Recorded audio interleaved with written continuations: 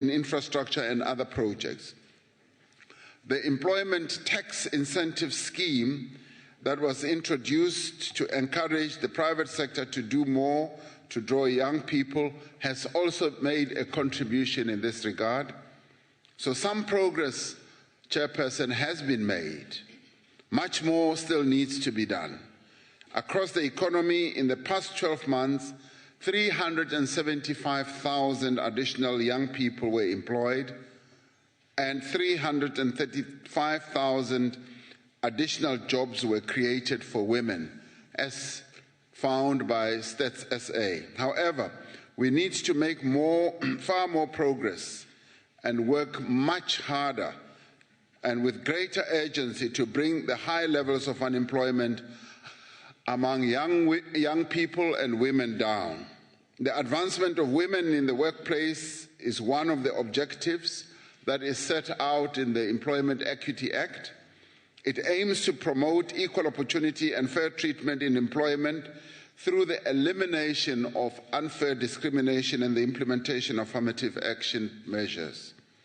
We will continue, therefore, to scale up all these actions, all these measures that contribute most effectively in ensuring that women and young people can take their rightful place in the economic transformation of our country. This government is seeking to do as much as it can to advance the cause of women and young people in our economy, and as we move ahead, we will be getting more and more young people and women to play a key role in the economy of our country. Thank you, Madam Chair. Honourable Nita. Thank you very much, Chairperson. I would like to ask a question from the Deputy President. First, appreciate the response, which is well articulated.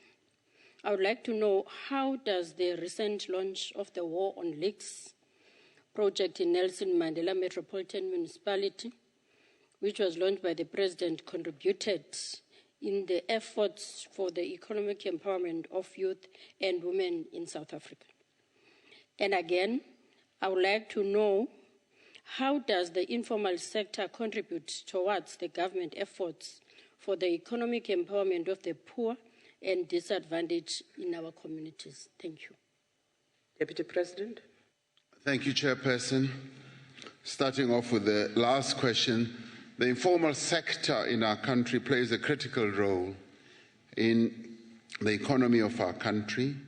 A lot of money is exchanged at the informal sector level as people get involved in those small businesses where trade takes place, where exchange of money for goods takes place, and where services are also given for money. Now, this informal sector has been in existence for many, many years. And what we want to see is how people who are active in the informal sector can be helped and assisted to get more and more into the formal sector. And a number of towns, municipalities in our country are setting up well-built and well-serviced malls, small malls for informal trading, to enable them to play a critical role. And as I have gone around the country, this is what I have seen and admired greatly, as those municipalities and metros are creating hubs for informal business people to play a role in trading and in conducting their own businesses. And some of them do finally migrate to start running more serious businesses as they are given infrastructure. And the more infrastructure that we build in our towns, will be able to have a possibility to grow their businesses. And indeed, the regulatory framework also needs to be more favorable to them so that it does not impede the running of their businesses. When it comes to the first question, the contribution that the war on leaks has made in the Nelson Mandela Bay area, when the president went to see how this is happening and when he launched this, we found that there was a lot of participation from young people, and this is a ready army of young people which can be raised right across the country to do a lot of work on stopping the leakages. And one could say this could well be our water revolution, because we lose a lot of water through leaks. And the more we train young people, the more we will be able to save the water, a scarce resource in our country, more effectively. I first saw this in the Northwest Province when I went to Matlosane, and I saw how young people are being trained as plumbers, and they were being trained in their hundreds.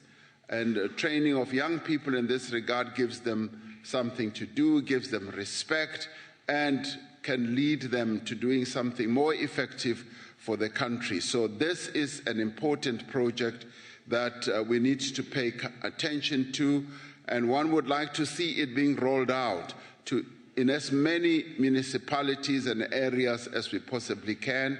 And now that we are also rolling out more effectively water, even in rural areas, this is a necessary task that needs to be undertaken, because it's all very well to put taps with running water, but if those taps break down, you need people who will maintain them and repair them. So this is a very good project. Thank you very much. Thank you, Deputy President. The Honourable Julius. Thank you, Chairperson. Honourable Deputy President, this question refers only to the empowerment of women and children, and it excludes another vulnerable part of our society, people living with disabilities. Now, I'm very glad that you touched on it. I think our thinking is alike in that fashion, seeing that we are heading for Disabilities Month, people with disabilities now.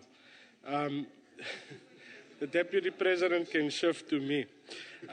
Now, Deputy President, the government set a target of 2% employment equity for employable people with disabilities in the public service. It is reliably estimated that we are at 1.4%, thus missing the target of this with 0.6%.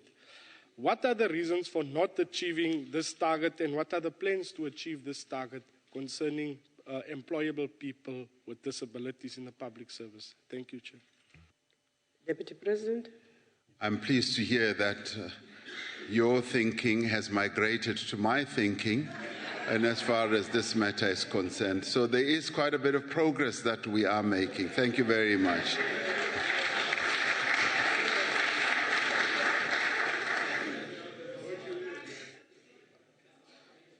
In relation to what we are doing, and you are right that we're missing the target by 0.6%, and this is something that we keep track on a quarterly basis. We do an evaluation at departmental level and even at cabinet level to see how far we are missing out on the various outcomes that we have set out for ourselves. And this is one target that we've got plans to reach. We're working to make sure that this one is achieved, and we will be achieving it. The various departments in the government have a clear mandate to make sure that we employ people with disabilities and put them in positions where they can effectively contribute to the growth of our economy and be gainfully employed. Various measures are being taken through all the various ministries that we have to focus on this area, and I'm sure that in another year we will be giving much more positive news in this regard, because we have, as the ruling party, set our minds on ensuring that not only women and youth, but also people living with disabilities are brought into the mainstream of the economy, are employed, and they are employed in meaningful tasks. not just tasks where they answer the telephone like it has been for many decades, but where they brought in and play critical roles in making sure that our economy moves forward. So it will be done, and next time when we do report, you will see a different figure altogether as we move towards 2%. Thank you very much. Thank you, Deputy President. Mary Khale. Thank you very much, Honorable Chairperson. Deputy President, in your response, you mentioned the advancement of women amongst the vulnerable group. Does this transformation seek to include the traditional women leaders? I'm referring to the wives of the chiefs, the women in Dunas, and their sisters-in-law, the Khadija Mshad, as leaders of their own communities and maintenance of our rich, as they maintain our rich and traditional heritage. Thank you. Deputy President. Thank you. Thank you. Yes, when we say women, we include all women, irrespective of the roles that they play in our society.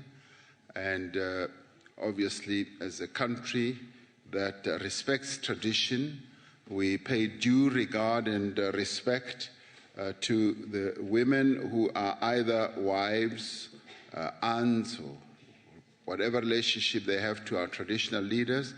We pay due regard to them. So the empowerment process of women like that is all-encompassing. And we obviously would like to see them play a key role themselves, because in many ways they are role models. They are seen as women who are leaders in society. They are respected by many of our people. So if we have initiatives that are meant to empower women, we would like to see them not folding their arms. We want to see them making sure that they also get involved. They must fold their sleeves and be part of this transformation process that is underway. Because if they do not do so, we will remain impoverished without their participation, without their involvement, their voice, and their wisdom. So this process needs to include those sisters, borakgadi ba moshate, bomakadzi, re toda hore na bone ba jenise chanda, ba be involved kha hezwi zwithu zwine zwa itiwa. Ba songo soko dzula fhasi ba re rine re ba kololo, rine re batho ba hulwane a re zwi dzheni hezwi.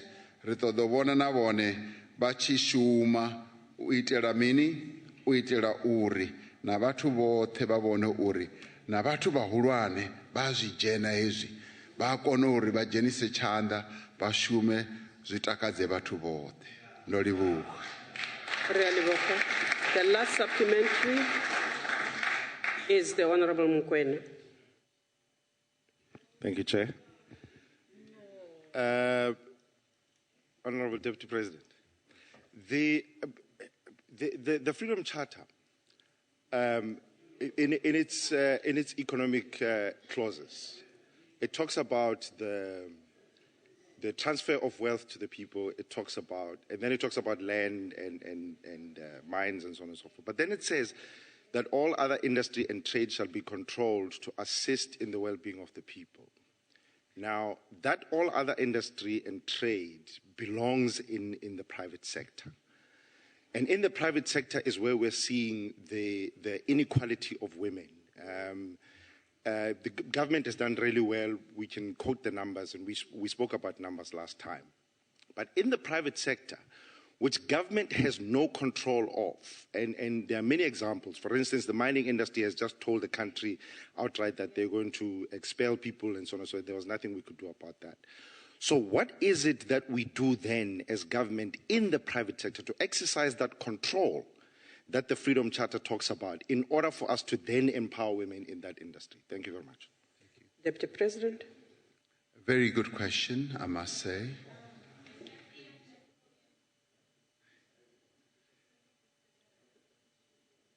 Clearly, the government is a regulator. Government is a regulator elected by the people of this country to play a key role in regulating the affairs and activity that takes place in the country. And one of those activities is in business, the running and the functioning of business. And government clearly passes a lot of laws and regulations at various levels of government, national, provincial, and local. And through these laws, government will seek to act in the interests of the majority of the people, or the people as a whole. And what our government has done is to then overlay other laws and regulations in addition to the various other laws like licensing and what have you, but to prescribe that there shall be employment equity. For instance, if you are in the private sector, you are meant, as you employ people, to make sure that there is equity on a gender-based, at a gender-based level. There is also equity now in terms of making sure that you bring in disabled people or people living with disabilities, or you also bring in young people. Now, these are laws and regulations that are in place. They need to be enforced. It is, yes, at the enforcement level where we need to gain more traction. And we must admit that the gaining of traction is an ongoing process. Could never have passed the law to undo various conventions and practices of the past and hope that they will change overnight. So they are changing on a regular basis. For instance, the Department of Labor is in the process of strengthening its resolve in as far as making sure that employment equity is adhered to. I had occasion to meet the commissioners of the Employment Equity Commission, and who did say that they are seeing progress on an ongoing basis. It has not been easy because there's been quite a lot of resistance, particularly from the private sector, which has not seen it easy to adhere to the new dispensation that we now have in our country. So adherence and enforcement of employment equity provisions is something that needs to be speeded up. We need to deepen it, we need to broaden it, and that is going to be improving on an ongoing basis. And similarly, the employment of people with disabilities, even in government, we have reported that we have not reached that 2% level that we wanted, but we are in the process of doing so. We are going to reach that target. And when it comes to youth unemployment as well, we encourage in the private sector to take on a number of young people, as many young people as possible, into internships, into learnerships. And this is a process through which we need to be encouraging everyone who is a role player in our economy to do something.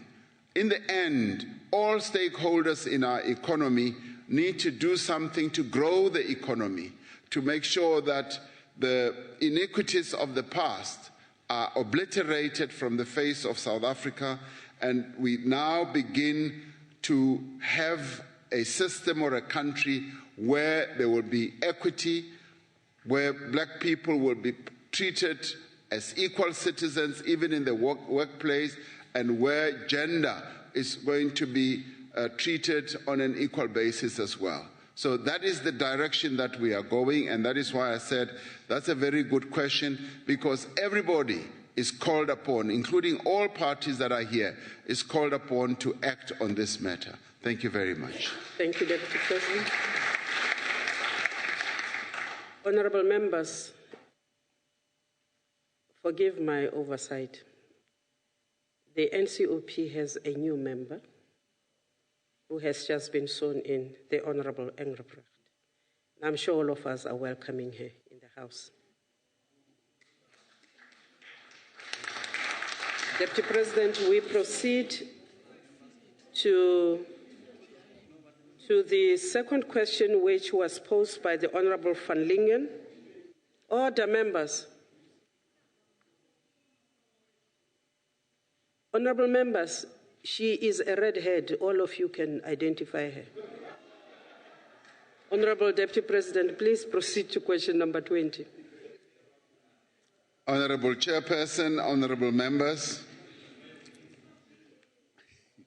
the national government is engaged in a number of actions to support a range of local initiatives in the Nelson Mandela Bay Metropolitan Municipality to improve the performance of the local economy and to create jobs, to reduce inequality, as well as to fight poverty. The actions government is taking include support for industrial investment in Nelson Mandela Bay through a number of investment initiatives that have been embarked upon by the IDC, for instance. Over time, the IDC has invested more than 4 billion rand in the area, covering projects that produce, among other things, renewable energy components, steel products, dairy products, clothing and textiles, bags, pharmaceuticals, electronic products, and motor vehicle components. Government also provides support through industrial initiatives to the auto sector, which continues to be important to the economy of the metro and surrounding areas. These include incentives provided through government's Automotive Production Development Plan and the Automotive Investment Scheme. Other measures include infrastructure projects in areas such as housing, electricity, schools, and the installation of solar water heaters, or geysers rather. We are also focused on expanding economic infrastructure projects over the next few years. These include the export of manganese from the port of Ngqura and the manufacture of train wagons at the Utenake factory of Transnet Rail Engineering. Government will continue to provide industrial financing to boost economic activity at the Ngqura Industrial Development Zone and other economic nodes in the Nelson Mandela Metro, focusing on empowerment and especially also focusing on the development of black industrialists. Because of their size and strategic location, metros like Nelson Mandela Bay are expected to lead in economic development. They are also expected to lead in job creation.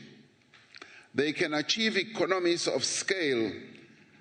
They can also achieve increased productivity and greater market opportunities. Market opportunities that can be all-encompassing and involve a lot of our people in meaningful economic activity. A metro like the Nelson Mandela Bay is therefore critical to the implementation of the National Development Plan and the achievement of our goals to eliminate poverty, to reduce inequality and unemployment. These metros, and we've got quite a few of them, are critical nodes to the economic development of our country, and they need support. They need to be given all the assistance they can, because in those metros, many of our people live, and we need to make sure that they get economically engaged and involved. And therefore, these metros are key. And this is what the government is continuing to do, focusing on empowering all these metros to make sure that they live up to what a proper metro should be doing, which is become an economic engine of the area where they are located. And this is what we are seeking to do in the Nelson Mandela Bay metro area. Thank you very much. Thank you, Deputy President. The Honourable van Lingen has stepped out. I am instructed that in her absence, the Honourable Athol Trollip will place the supplementary. The Honourable Trollip. Honourable Chairperson, Honourable Deputy President, despite your response of metros being responsible for leading economic growth and implementing the NDP, the high and rising unemployment in the Eastern Cape continues to plague the future opportunities of especially young job seekers in this province. The recent increase in unemployment in the third quarter of this year from 29.1% to 29.2% has meant 4,000 more households without income in the Nelson Mandela Bay Metro. The Nelson Mandela Bay Metro is the highest unemployment rate of all metros in South Africa at 34.3%, and the highest unemployment rate of all metros at 47%.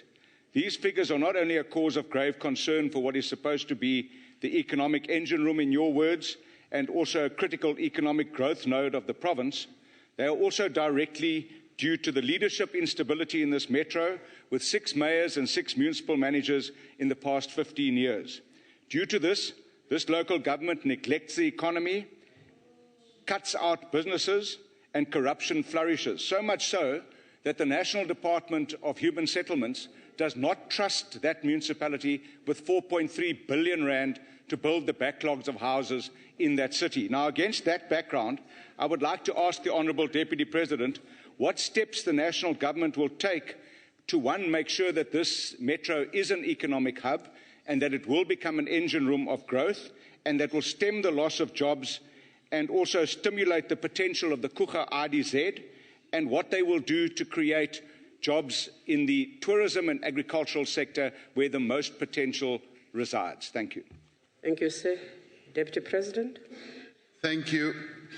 The figures that you're quoting are figures that could be extrapolated and apply to many areas in our country in as far as the challenge of unemployment. And the key question one should ask is, are we doing something meaningful to try and stem these figures, to bring them down? And the answer is yes. And it is for this reason that the Nelson Mandela Bay area has been targeted, even by our DFIs, to invest up to 4 billion rand and much more money to come. And you have just noted it yourself. You've just noted it yourself, 4.3 billion rand in housing, where we are going to be able to roll out housing. Yes, have we had challenges and problems at the leadership level? The answer is yes. We've had that, and as soon as it was noticed, even at a national level, we moved in and appointed a mayor, a leader who is going to be able, and who is already doing it, who's changing the fortunes, not only of governance in that metro, but of the economy as well. You watch and see what is going to happen there. Sit back and watch and see, or participate in being part of this growth process that you are going to see unfolding with your own 2 eyes. You are going to see changes that are going to happen at Nelson Mandela Bay. And if there ever was a metro that we are really excited about at national level, it is the Nelson Mandela Bay Metro, because change is coming there, and you will see it. Thank you, Madam Chair. Thank you, Deputy President. The Honourable Kaula. Thank you, Honourable Chairperson. Excellency, Deputy President, sawubona baba. Order. Order. Honourable Kaula is being drowned. Ngiyathokoza mhlonishwa ukuthi unathi. The Honourable Deputy President has counted quite a number of initiatives that government has taken in terms of boosting economic development in the Nelson Mandela Bay Metro. The first part of my issue is a comment to say, I wish what you are doing in Nelson Mandela Bay, you can also do in Richards Bay, which is an IDZ, just as Kucha is also an IDZ, but the pace of development in the two is not the same. I'm not on that one. My question is in respect of corrective measures, where government is putting money for infrastructure, for economic development, but you find out that there is corruption in between, where people get involved in pocketing what is not due to them, like it has happened in Nelson Mandela Bay with the BRT transport recapitalization. What corrective measures are taken by the government? Because money was put in by transport to the Nelson Mandela Bay Metro, money was paid to the consortium that is running Ibongoletu Transport. Buses were parked, but people were pocketing money. What corrective measures are put in that place so that people can benefit and also the economy can grow smoothly? Thank you. Deputy President. Thank you, Madam Chair. Ngiyabonga mhlonishwa. Nalombuzo wako. Kodwa manqale lapha kule comparison oyenzayo ne Richards Bay. Ngoba akusilona iqiniso ukuthi Richards Bay asinakile. Nayo Richards Bay ibaluleke kakhulu. Ibaluleke kakhulu ngoba nase Richards Bay kuhlala abantu bakithi baphila khona ngeke size sithi asinakile Richards Bay. In fact ngizoba ngiya khona Richards Bay ngelinye ilanga ngiyozibonela kahle ukuthi umsebenzi oyenzwa uhulumeni omuphi na. Ngathanda kakhulu ukuthi sihlangane mina nawe sihlangane khona lapho eRichards Bay. Ngithokoza ngempela.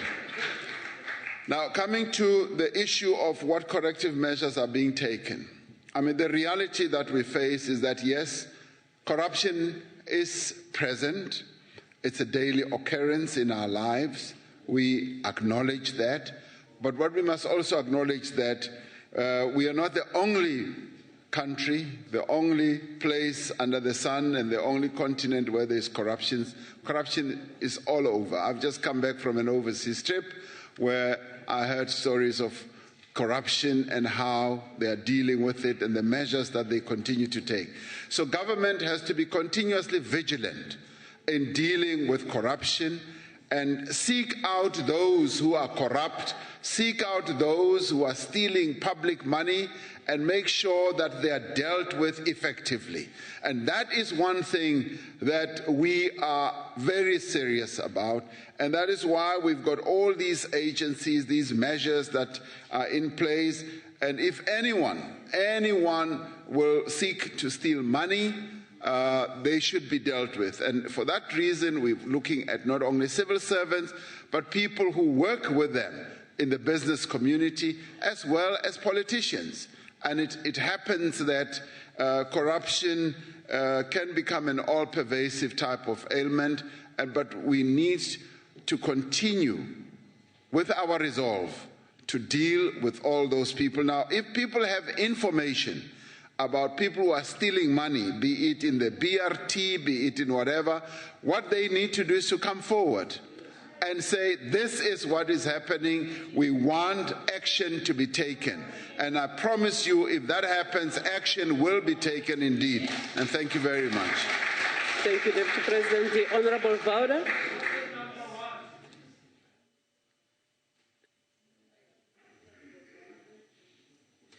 Thank you very much, Honourable Chair.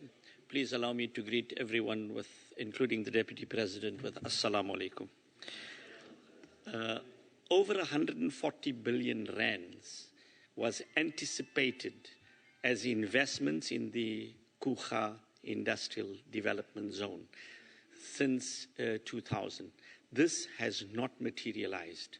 The question that we are asking is whether government has done an assessment on the industrial development zones to see as to exactly what impact this is going to have, the industrial development zones, on economic growth. And also, what is it that is preventing the IDZs at present from contributing meaningfully towards job creation, economic growth and job creation? Thank you, Chair. The Deputy President. Thank you, Madam Chair. Industrial development zones are a growing concept throughout the world, I have found. And similarly in our country as well, as we move forward with our own transformation, I'm finding that this is an area of economic activity which we can utilize as a node to grow our economy. And the Nguga one is a very good example. It's a very good example. And the Richards Bay one is another one. And we are now going to be rolling out more of these IDZs because we have realized that they have great potential because they can act as an investment magnet, which can attract people or investors to come and invest and pour their money in either in infrastructure or building up capacity, be it logistics and what have you. And that is what is beginning to pick up. Now, this 140 billion that you're talking about was never going to happen in one day. But it is in the process, and it is in the planning. And the Nguga development zone in the past was seen as a non-starter. But I promise you now, it is getting off the ground, and it is going to start galloping.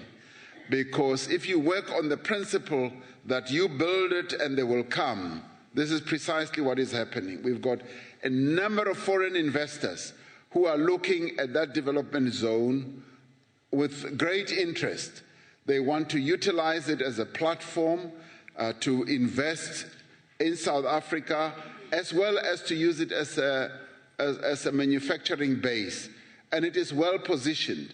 It's well positioned near another important node that we are talking about, the Nelson Mandela Bay, and therefore it has great advantages which are going to unfold and attract a great deal of investment. Now, if you ever wanted to attract foreign investment, this I have found in my few travels around, I found that IDZs are one of your best ways of making your country more attractive, of putting a bit of a shine on your country, because through this type of initiative, investors see that you're going to help them with certain incentives, you're going to support them, you're going to put in infrastructure in a focused manner, which is what IDZs are all about. Infrastructure is just poured in, electricity, roads, water, and communications, be they broadband and what have you, and once it is built, it just takes off like a rocket. And we are going to see a rocket taking off with Nguga, but with a whole lot of others. Have faith, and you will see what is going to happen there. The Honourable Esak.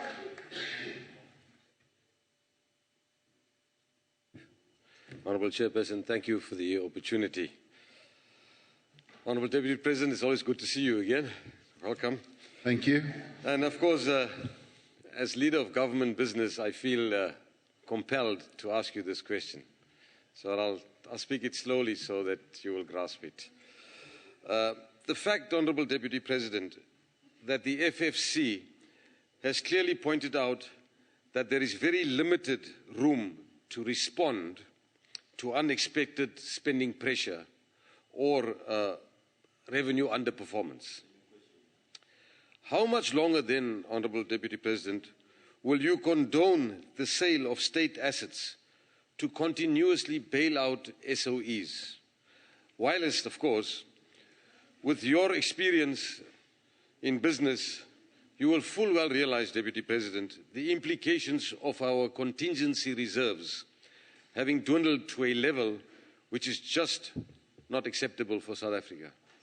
And I'd appreciate just an honest and sincere reply. Thank you. Honourable Isak. Thank you, Honourable Chair. That is not a supplementary question. That is a completely new question. Yes, it does. It does not flow from the response of the Deputy President to the principal question as posed by the Honourable van Lingen. Please. That is a completely new question. The Honourable Labuschagne, you've got the last. Thank you very much, Chair. Honourable Deputy President, in reference to your comment on corruption that has been worldwide and the sincereness and the commitment of this government to curb that and to erase that? Will you, as in your position of leader of government business, be prepared to publish a report for the nation or the residents of this country to make known what is how many actions and has been taken against people and departments and businesses, and what is the monetary value of that has been done? Because whenever we're talking about this, government is giving us the assurance that we're doing something, but the people of this country don't see the evidence of what is being done. Thank you. Deputy President. Thank you.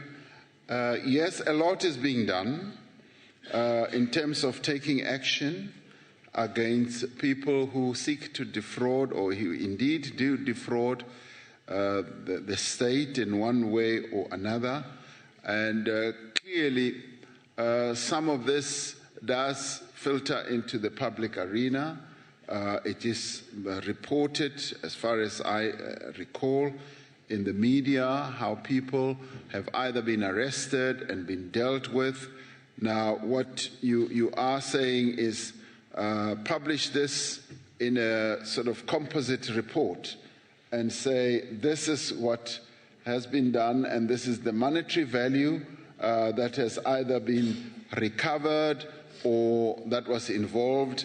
I'd like to think about that, if you will allow me. I'd like to think about how this type of report could be put together, because we do take a number of actions against these people. And in a way, this report is available from a number of centers. If we go through various measures that are being taken, we will find that there is quite a lot of evidence. But what you are asking for is a composite report. With your kind permission, Madam Chair, I would like to think about it and look at the feasibility of doing so. Thank you very much. Thank you, Deputy President. Honourable members, we move to the question which was posed by the Honourable Dlamini to the Deputy President.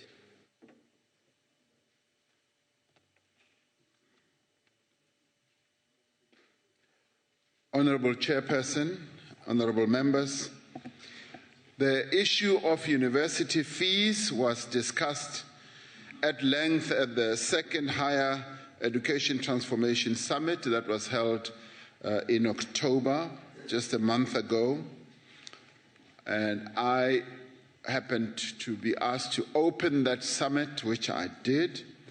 And they remained discussing a whole number of issues, and amongst the things that the summit discussed and resolved on was the higher education sector should support current initiatives to address student funding and debt problems. They recognized that there's a huge challenge when it comes to the funding of students, which has been even more evident as our young people have taken up the cuddles and demonstrated that they are living under great stress with debt and the problem of student funding.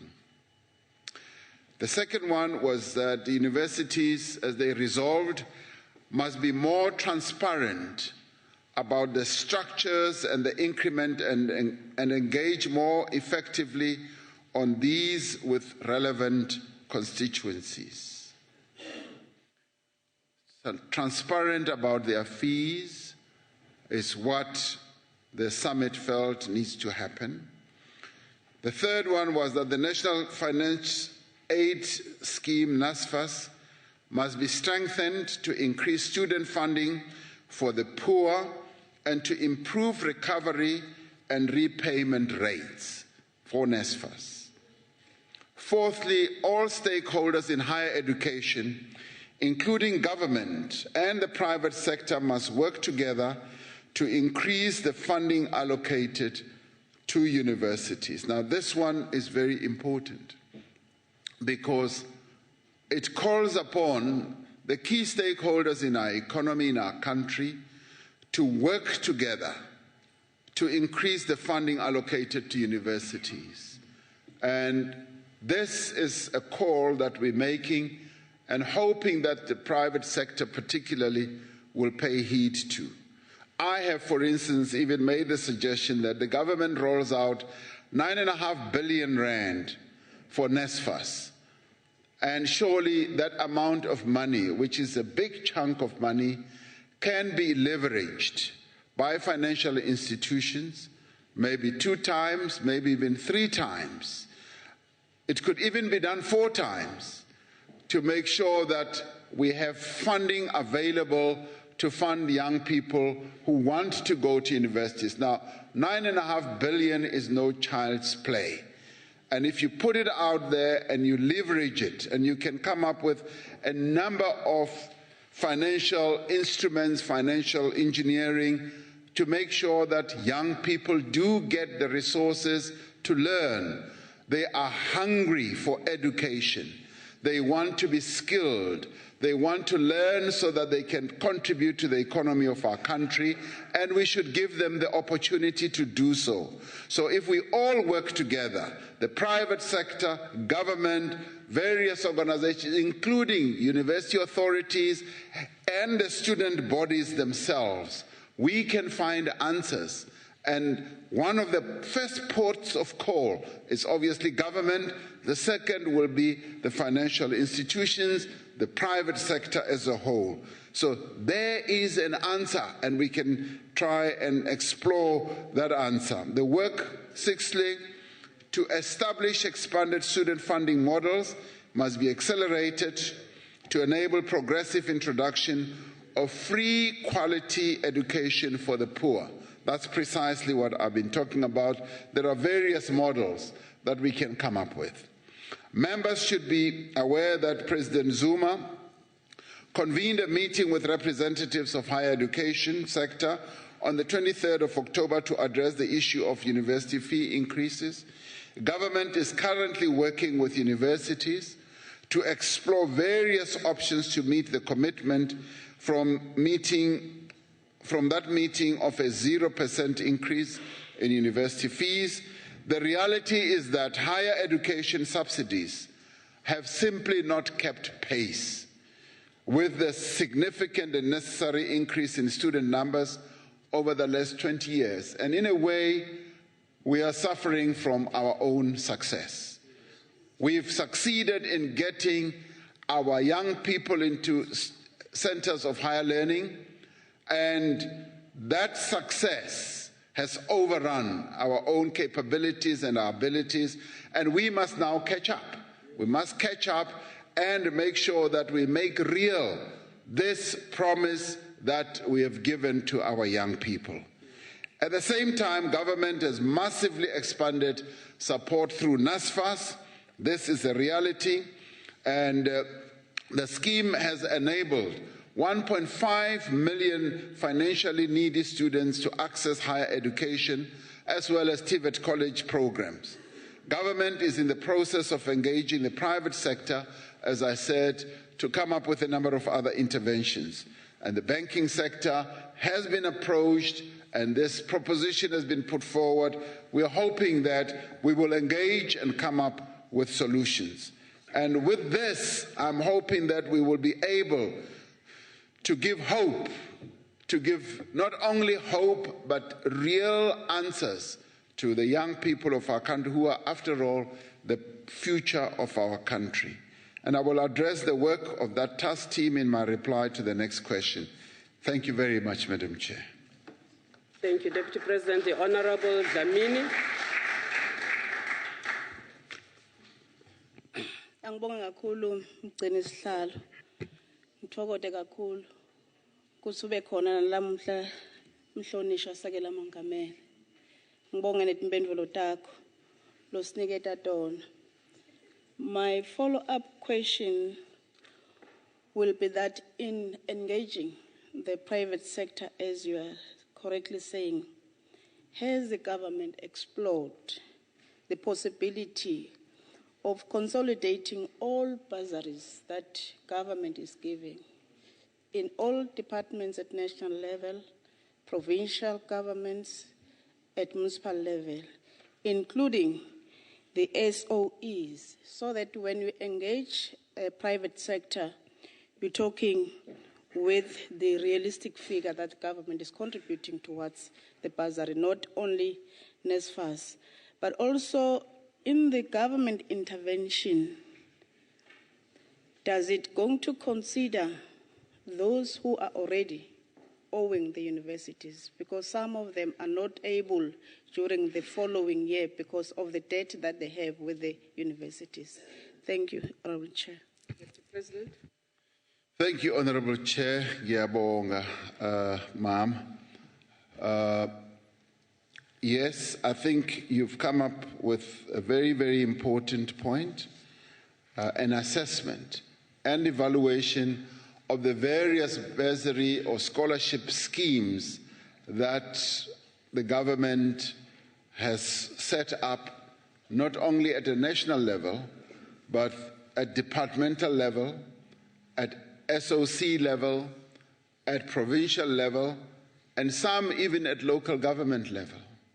Wherever you go, you will find that young people are being funded in one way or another, and government has been playing a critical role. But similarly, the private sector has also been playing a very key role. That we must concede and accept. And what needs to be done is precisely what you are suggesting, to evaluate all that and to have that consolidated information so that when this process that the President has come up with of evaluating everything is then properly evaluated, and that will begin to point us in a particular direction. And I think it is possible for us to come up with answers, including the answers of the debts that young people have, where they have not been able to pay and therefore they don't get their results, even if they may have performed well. And that also must be factored in to the whole process. And in the end, I think we should be grateful. We should be grateful that the young people of our country have taken this issue up in the way they have, in a very disciplined way, in a very orderly, mainly orderly way, and have brought it to the national attention or to the national agenda. That we've got to be grateful for. And what we should now do is to support their effort to find solutions. But this time we must work with them. We must work together collectively and begin the process of finding answers. Answers that will lead us in the direction of making their education more meaningful so that it's not a burden on themselves as well as on their families. So that we educate them in an atmosphere where they will feel that they are not carrying a burden of uncertainty of where money is going to come from. So as we put our heads together, I am certain we are going to come up with really good answers. This is a moment we should never lose. This is a moment that should unleash energy, intellectual energy, real creative energy, to put our young people on a firm footing of learning and going forward to the future with a great deal of confidence. I am certain we will get there. Thank you very much. The Honourable Yankelson. Thank you, Honourable Deputy, Honourable Chairperson. I think what's very important from the Deputy President's reply is the acknowledgement that subsidies have not kept pace with the demands on universities, and this acknowledgement and lack of support by government in fact takes us to the core of the problem in our higher education. Now, if students are to benefit from the interventions that government wants to take and that come out of the summit, which the Deputy President mentioned, then we have to ensure that universities continue to supply quality tuition, good research, and meaningful community service. The people who make this happen are the staff members of universities. And these are people at this stage who feel very, very vulnerable in this process. Will the Deputy President ensure that your staff at universities, the academic staff, the administrative staff, the support staff, do not become victims of any of the interventions that the government wants to implement? And was this in fact discussed at the summit? Thank you. Deputy President. I think what we should realize is that there is a great deal of vulnerability. It's not only the staff that feels vulnerable, the students also feel vulnerable. And it is their problems that we've got to address. But as we address their problems and challenges, obviously we've got to address the problems and challenges of those who deliver the education, the administration, and the support. And in the end, all of us as South Africans also feel vulnerable. Therefore, it means that we must also act to make sure that we rid ourselves of this vulnerability that is prevailing now. And once we've got that resolved, half the problem is solved. And we've got the resilience. Who are we? We are South Africans. We've been able to solve difficult problems in the past, and this problem we shall also solve. We will solve this problem.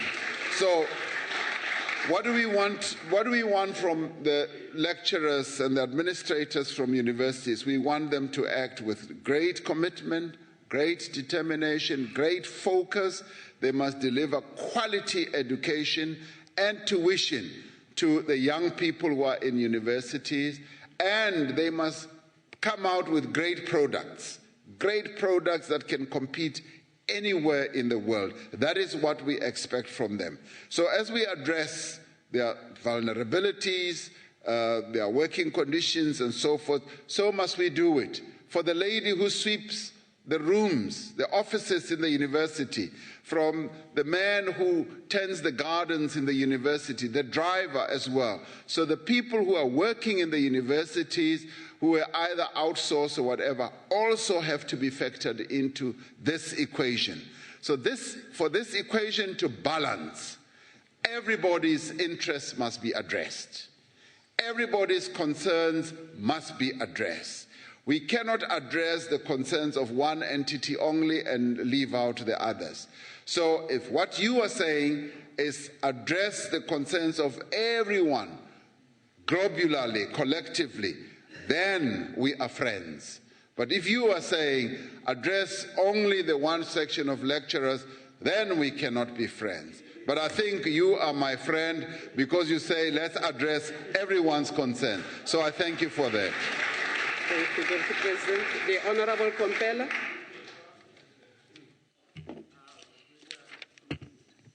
Thank you, Honourable Deputy President. Honourable Deputy President, contrary to the view that there is lack of support of government to the universities, 70% of the life of the university is dependent on government. It's a fact. But Deputy President, what is government doing in regulating the universities? Because the university and all the view that people hold is that government pumps money and turns its back and do nothing, and therefore everybody just do as he wishes. Deputy President. Well, once again, we must thank the students. We must thank the young people of our country. We really must thank them.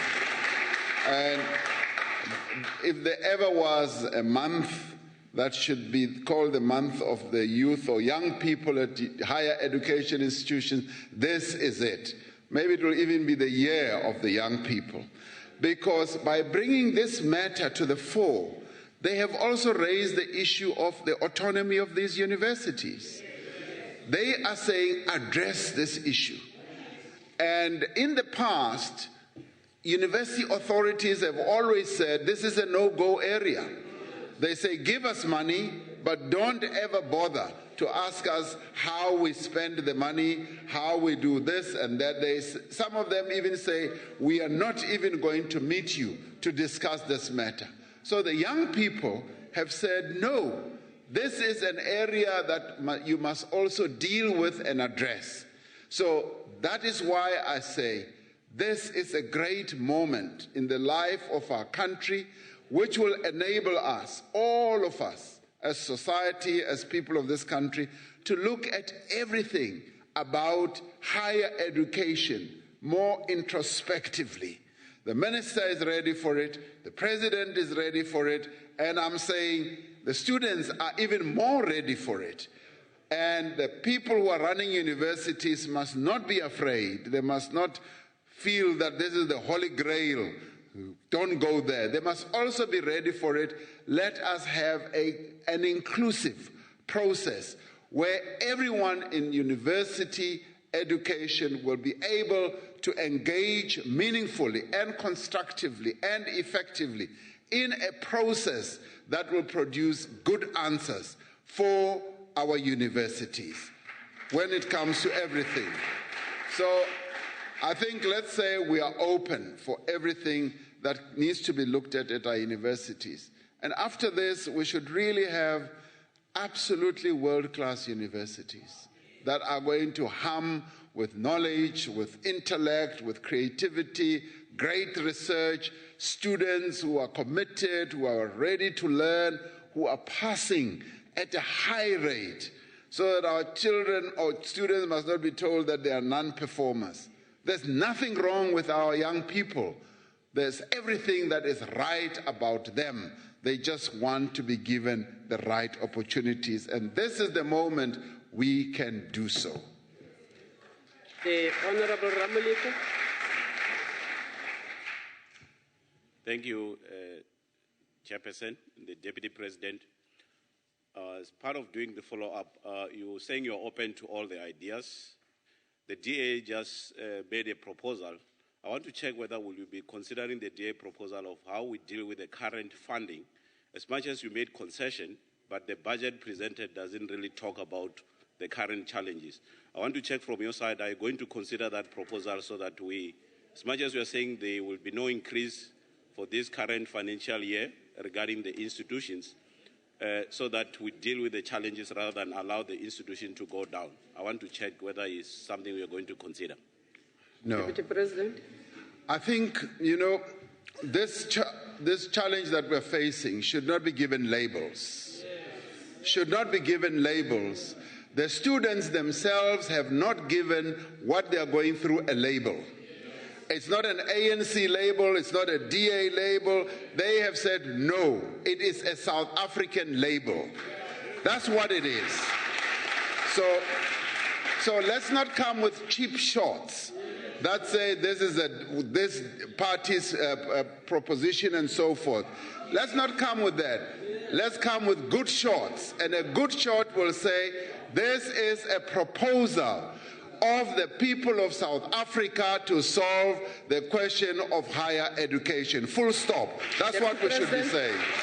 I've got a point of order. Mtate Kaula, what's your point of order? Yes, Honorable Chairperson, it's a point of order to the Honorable Deputy President. When he talks about labels, he talks about DA and ANC. I should also have been mentioned, sir. Oh, Deputy President, the IFP wants to be mentioned too. Deputy President. I've accepted the point of order. The IFP as well, the NFP as well, and you don't want me to mention that? Okay. So I should only mention the IFP. Okay. Deputy President, that takes care of the question which was posed by Honorable Dlamini. We move on to the question number 22 posed by the Honorable Mukwili.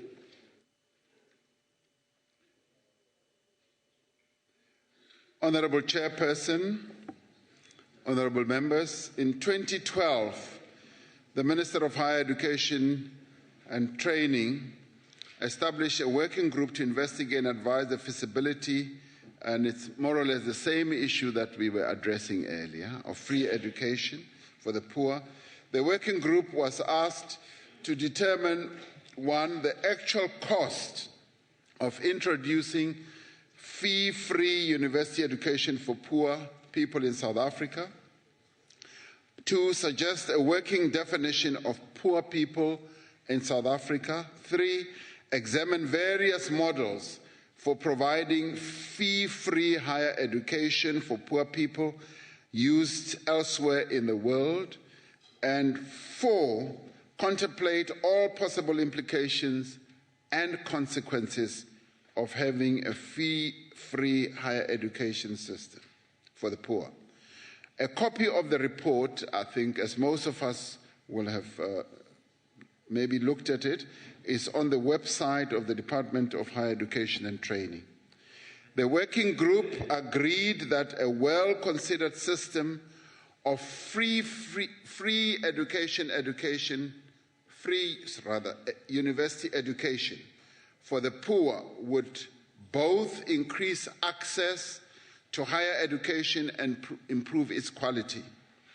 The working group also concluded that free university education for the poor is feasible, but will require significant additional funding of both NSFAS and the university system.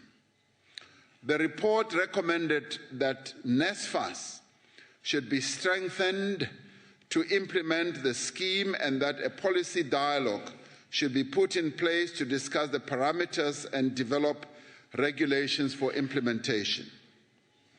This policy dialogue, comprising representatives of government, academic institutions, the students, and NSFAS, is identifying current projected funding challenges as we speak. It is expected to propose policy and legislative amendments to give effect to the recommendations of the working group and the recommendation in the National Development Plan that all students who qualify for NSFAS must be provided access to full funding through loans and bursaries to cover costs of tuition, books, accommodation, and living expenses. Free higher education for undergraduate students is socially and economically desirable. It can be financially feasible as well, as they concluded. Already, much work has been done to lay the foundation for the achievement of this objective. Much work still needs to be done, and critical choices, however, will need to be made if we are to develop a sustainable funding model that ensures access and achieves quality outcomes. And it is precisely what I was talking about earlier, that it is when all sectors of our community are able, particularly key role players, are able to get together, that we will be able to find solutions for this very important, vexed question of providing fee-free university education for the poor young people of our country. And if we focus on that, we will then be able to be on the path of having a system of education that young people will have great confidence in, and that will be able to ensure that we can grow the economic prospects of our country. Thank you, Chairperson, Deputy Chairperson.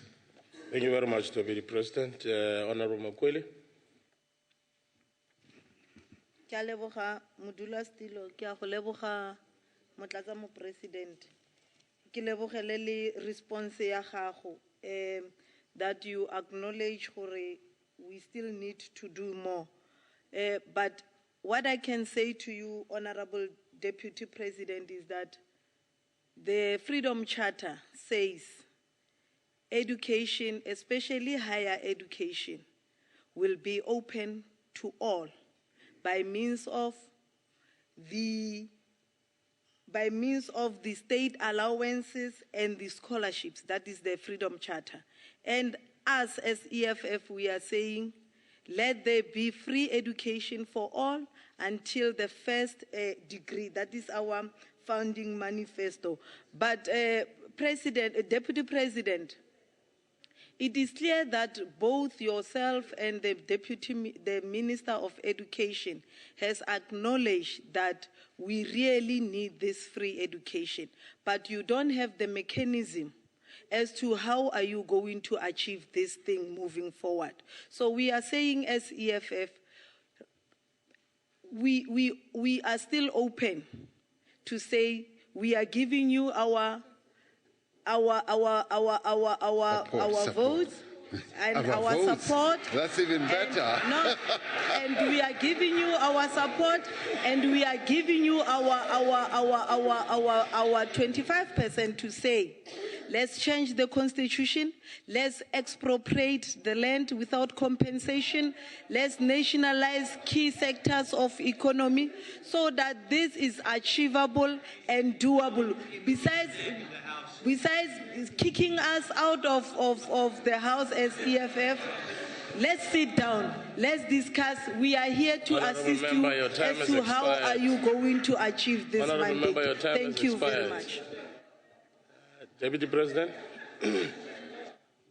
Thank you, Deputy Chairperson. As I read it, it was much more of a statement than a question. And it is pleasing to hear the EFF saying, we are here to support you. And we welcome the support. Thank you very much, Chairperson. Thank you very much. I noted you had your hand up first. Yes, you may continue.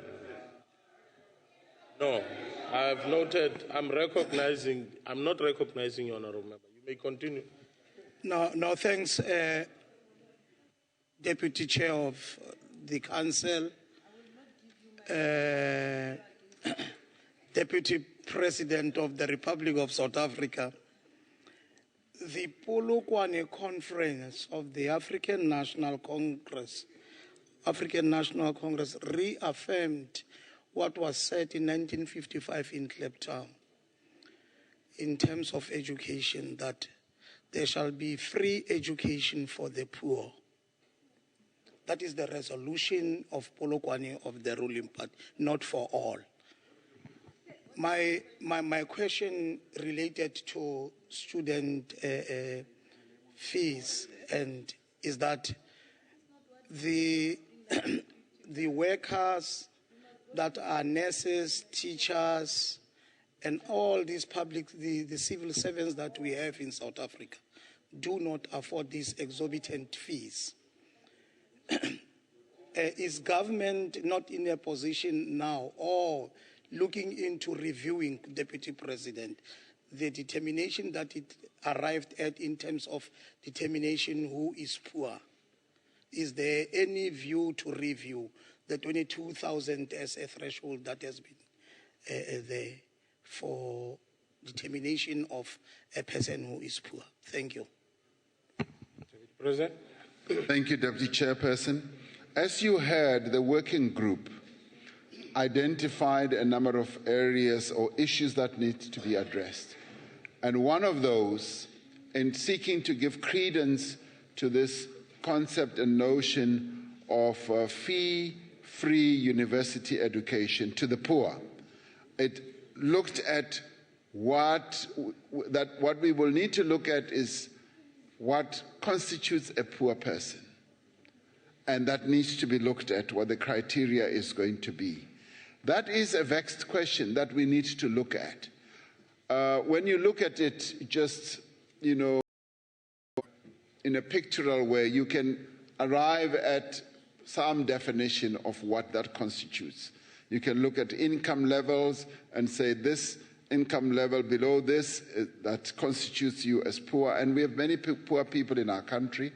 But if you're now talking about nurses and teachers and so forth, I think you're talking about a different type of category.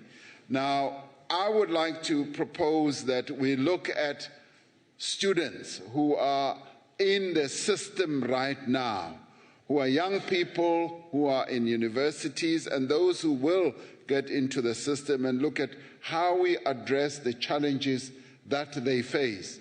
Those who may either be now working but trying to become more professionals like teachers and nurses, that is another category that can be looked at a later stage. But right now, our focus must be the young people who are in the system and those who are about to get into the system, to set good policy positions and instruments that are going to alleviate the real serious burdens that they currently experience. Thank you very much, Deputy Chairperson. Thank you very much, Deputy President. Honorable Julius. Thank you, Chair. I didn't know that you noticed me. But, yeah, Deputy Chair, we had interventions in higher education on numerous occasions. There was a ministerial task team on review of NSFAS in 2010. We had a ministerial committee for review of funding of universities released October 2013. And again, the second Higher Education Summit and new task teams, and the list goes on and on.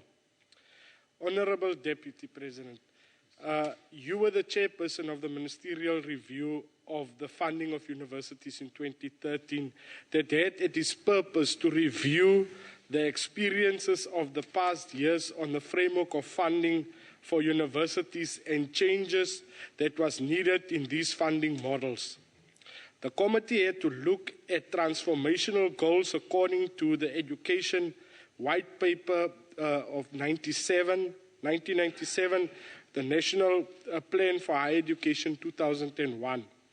In addition, this committee had to analyze shortfalls that occurred in the resourcing of universities.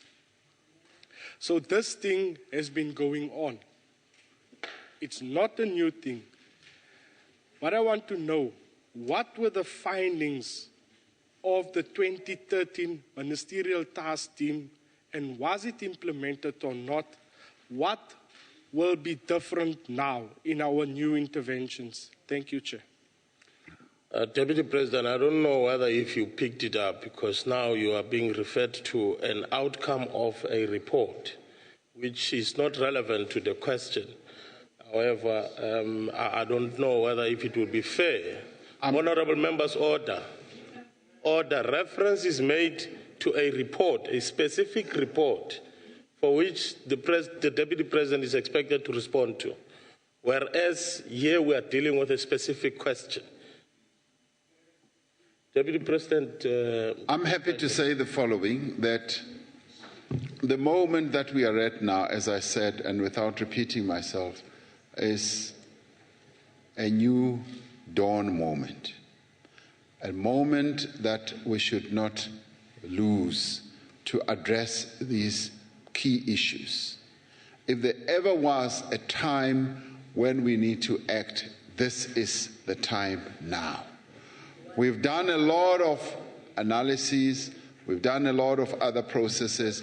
What the President is considering is to get us to put everything together, to come up with a solution that is going to be all-encompassing to address the key problems that the education sector faces. Now, the students themselves have already highlighted the key issues. For instance, the report that you referred to, which I was asked to participate in as chair, the Interministerial Committee, it looked at the funding of universities. The other one, earlier one, looked at NSFAS, and other task teams looked at other processes. The students themselves have already set the agenda. They say, we want you to look at everything. Don't look at things in a piecemeal fashion. Look at everything, including the autonomy of universities, including the insourcing of services at universities, our accommodation, our fee structure, our fees, whether we should pay registration fee or not. They are saying, look at everything. Now, this is a moment that we should not dismiss. It's a moment that we should all utilize to address all these issues in totality. So you've never had a moment like this. It's almost a new dawn, a new moment, which will yield even better answers And will it take into account the work that has been done in the past? Yes, it has to. It must look at that. Will it be an inclusive process? Yes, it must be an inclusive process. And I would say it should also include the portfolio committee that deals with education in Parliament. It should include members of Parliament, it should include various other stakeholders, the youth themselves and business and government departments. So let us not pour cold water on this moment. It's a new dawn. Let us utilize it effectively. Thank you, Deputy Chairperson. Thank you very much, Honorable Kyla. And unfortunately, will be the last one. Thank you, Deputy President. Sekala Mongameli, indawo yokuqala masivumbana ininti into yenziwe ngurhulumente. But ininti nento efunwa ngabantu. Sinoyibaleka loo nto leyo. Now, I'm also struggling to. Emva kuba kwenzeke le nto leyo mandikulungiselele. Emva kuba kwenzeke le nto lena yabantwana. Kuye kwavela ingxoxo eziningi. Ezinye ziphuma komathotholo iradio. Ezinye ziphuma ezindabeni.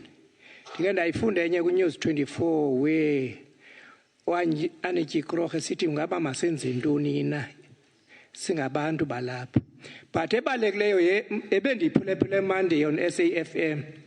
Apho bekhuya amadoda amadala e-ANC, Professor Ben Turek was one of them. And some unions even phoned in. There's a cry from the civil society, from political leaders, from elders of the ANC, that it is high time that we call an economic indaba to address the economy alaba, because what they are then saying is that places that have free education, it's not only the government that funds, but also the private sector. But then that cannot happen unless we address the economy of this country, which is one-sided. Are you prepared to support that cry that we must have an economic codessa to address our problems in this country? Because these problems will always be with us. I thank you. No, it's not for you to ask me that. I've got my clock here that I'm following, and it will guide me whether if it's within the 2 minutes. The question is quite irrelevant. It's quite good, yes. But Deputy President, I wouldn't encourage us to really respond to questions that are not relevant to the question, to the principal question, because once we do that, we'll be setting a trend now for members to do that. So the question is irrelevant. That brings us then to the end of this question. Honourable members, we shall then proceed. Honourable members, we shall then proceed to question number. May I take the point of order? I said that talk show was about the no fees. So the question can then not be irrelevant because it was a talk show about the no fees. How do we fund the no fees?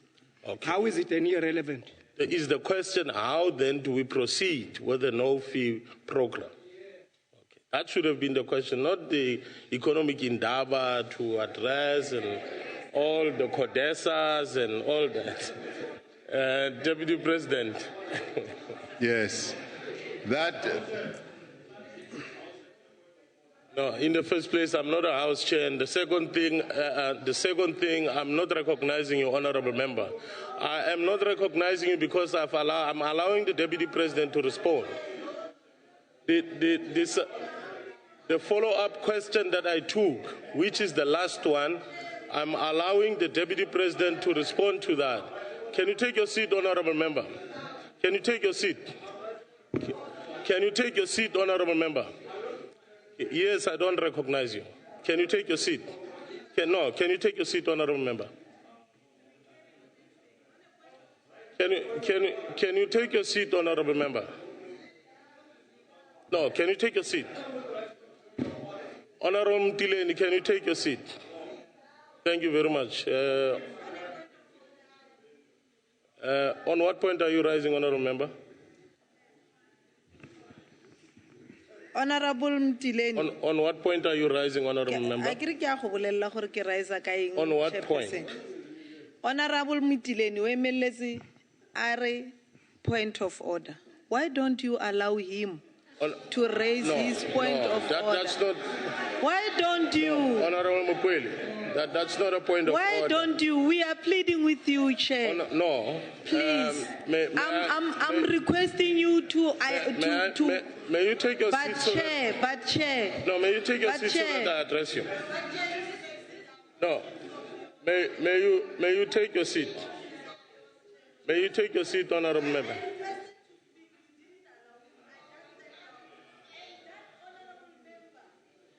Honorable Member.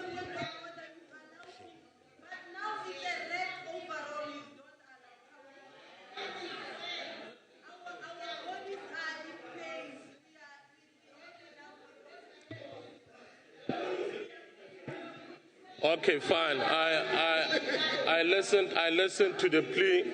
No, can I respond to your plea? Can I respond to your plea? Take your seat, Honorable Member, whilst I'm addressing you. I'm addressing your plea. Honorable Member, can you take your seat, please? Honorable Member, can you take your seat, please? Please. Thank you very much. Thank you very much. Thank you very much for taking your seat. Thank you very much. Honorable Mtileni, can you take your seat? Take your seat. Honorable Mtileni, can you take your seat, please? Can you take your seat, Honorable Mtileni? Take your seat now. Thank you very much, Honorable Mtileni. Thank you very much, Honorable Mtileni, for order. Thanks for your cooperation, Honorable Mtileni. Honorable Deputy President, can you continue with the reply? Thank you, Deputy Chairperson.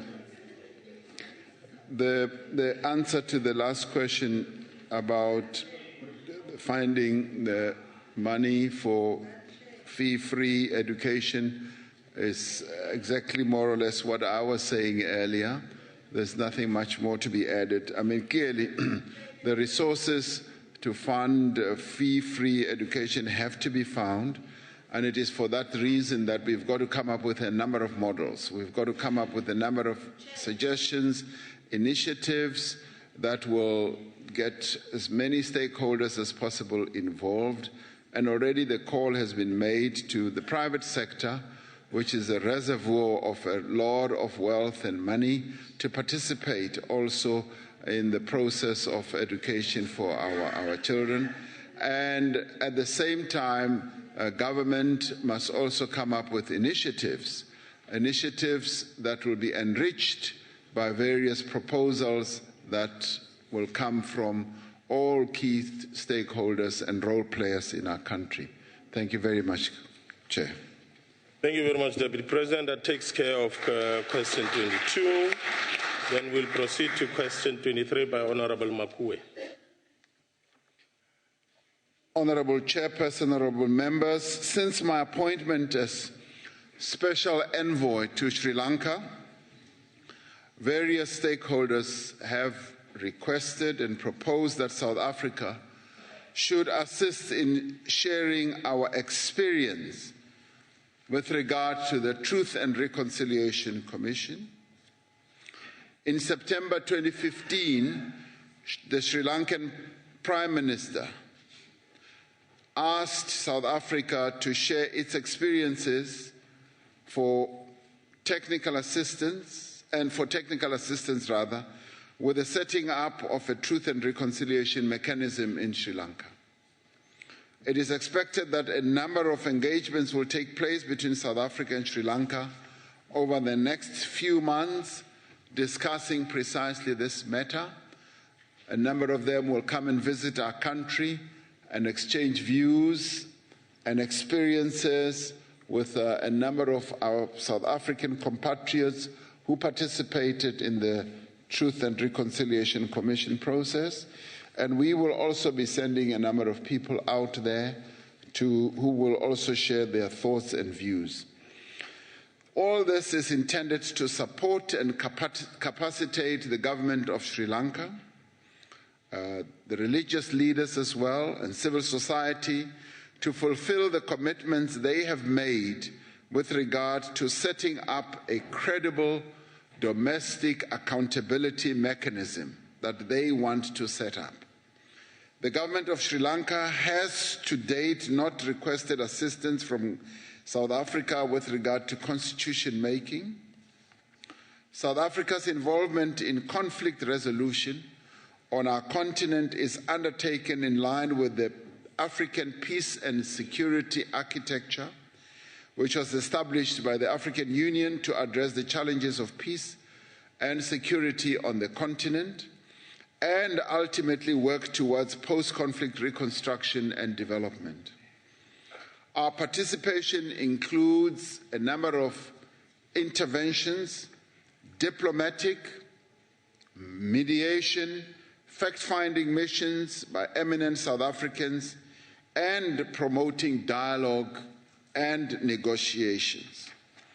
We have been involved in such initiatives in Burundi, in the Democratic Republic of the Congo, in Madagascar, in Zimbabwe, in South Sudan, Cote d'Ivoire, and more recently in Lesotho. South Africa is involved in capacity building in the area of mediation and hosts what we call post-conflict reconstruction and development courses for participants from elsewhere on the continent. We are convinced that after peace talks, reconstruction and development is something that needs to be the order of the day in affected countries. And that is often the only way to ensure that those countries do not lapse into conflict once again. In support of post-conflict reconstruction and development, South Africa has deployed troops in various United Nations peace missions on the continent, including in Darfur, in South Sudan, and the DRC. And institutions like SADC, Parliamentary Forum, and the Pan-African Parliament have a critical role to play in advancing these efforts, and it is important that our representatives in those structures work deliberately to pursue the objectives that we have as a country. The challenges we face in these endeavors and the resources we use in fulfilling these mandates are worth the effort if they contribute to the restoration and maintenance of peace and stability throughout the continent. This is a worthy cause for us to be involved in, and as South Africans, we should really be proud that we are called upon as a nation, as a government, and as a people to participate in this very important work of helping as many countries as we possibly can to reach out for peace, to achieve the achievements that we've also achieved when we ended the apartheid conflict. Mr. Chairperson, I thank you. Thank you very much, Deputy President.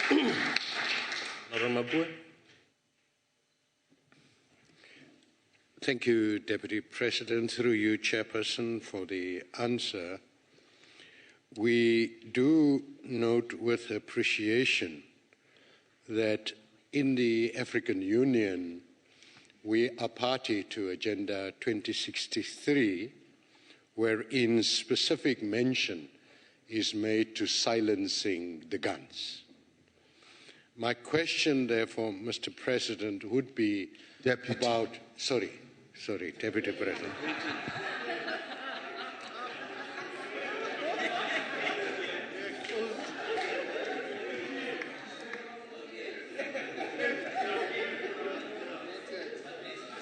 Thank you. Thank you, Deputy President. The brave, very brave South African women that we have serving in the South African National Defence Force, working with other troops from the United Nations, are the ones that are on the ground, bringing that peace. To what extent are we able to say to the families of these brave men and women that we will not put their lives at risk?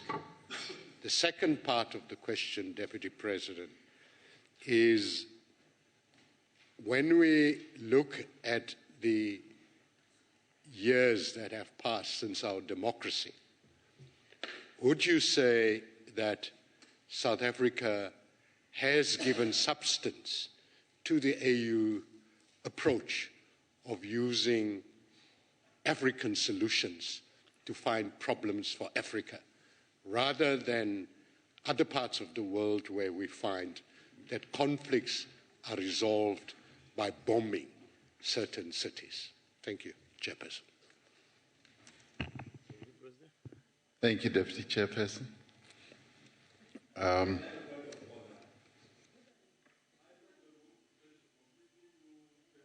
Being smuggled in. But if it were somebody like myself, I would have been ruled out automatically for saying, no, this is out of order.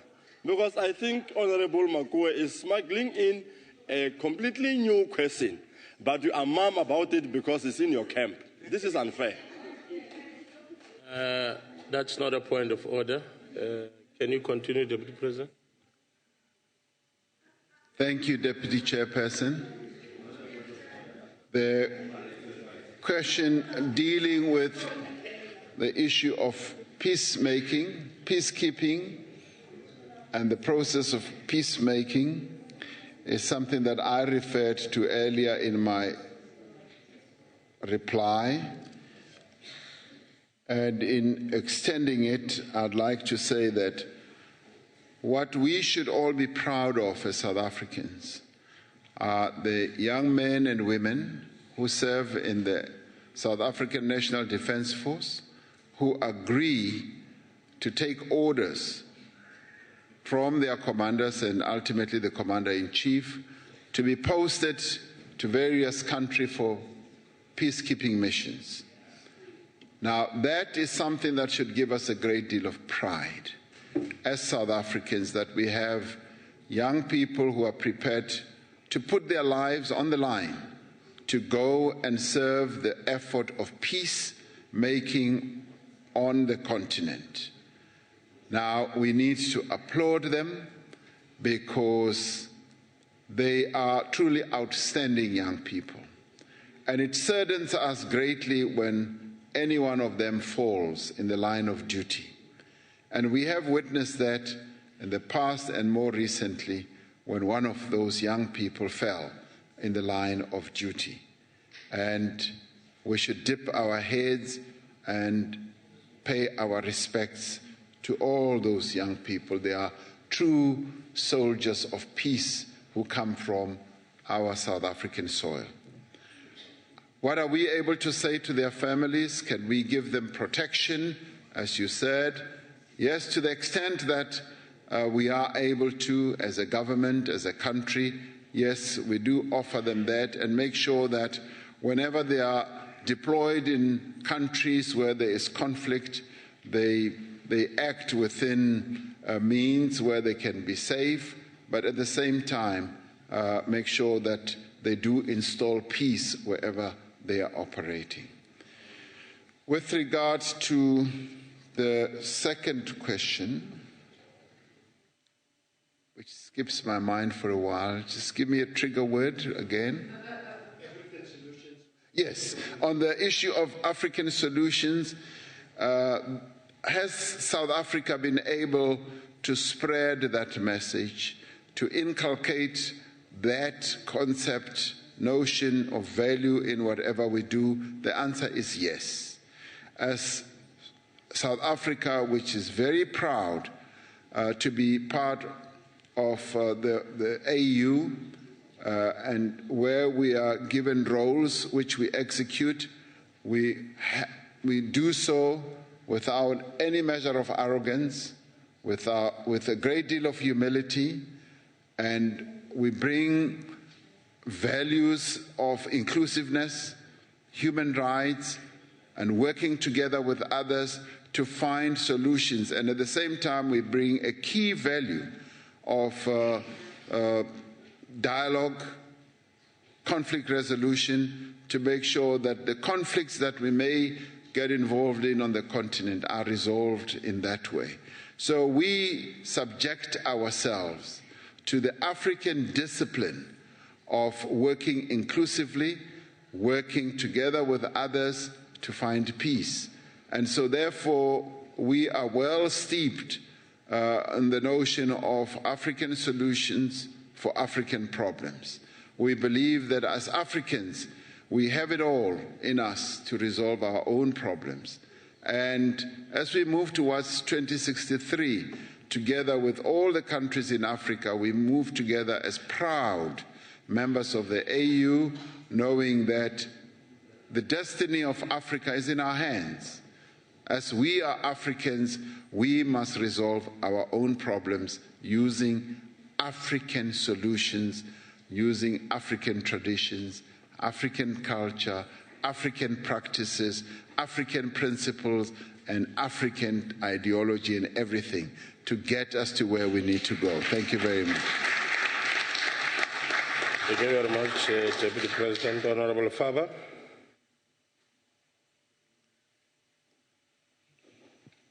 Thank you, Honourable Chair. I'm so happy that you are not just doing the rules of the road by looking right, left, and then right, because we don't get seen on this side of the House. Thank you, Deputy President.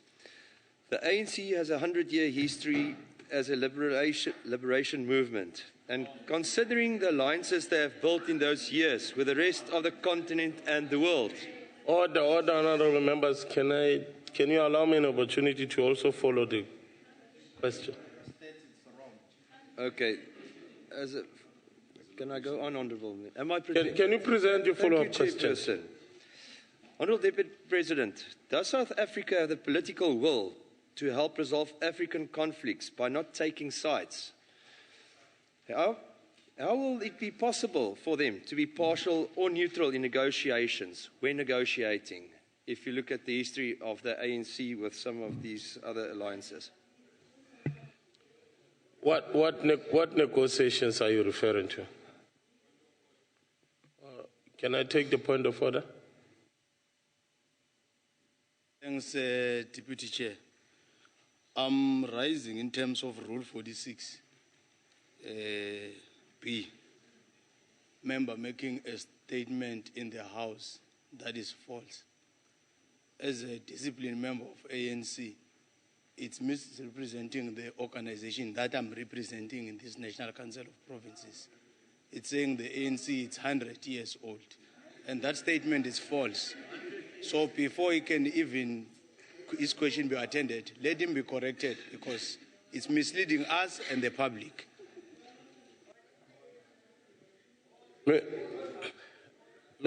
I rule by saying that, honourable members, let us not make statements in the House that are ill-informed and border on misleading the House and the public at large, because it might not be correct. There is a ruling, there is a standing ruling. Honourable Faber, take your seat. Take your seat, Honourable Faber. Take your seat, Honourable Faber. There is a standing ruling in the House, honourable members, that we need to try and, contain ourselves to a point where we avoid making any statements that has got to do with other political parties for which we do not have facts on.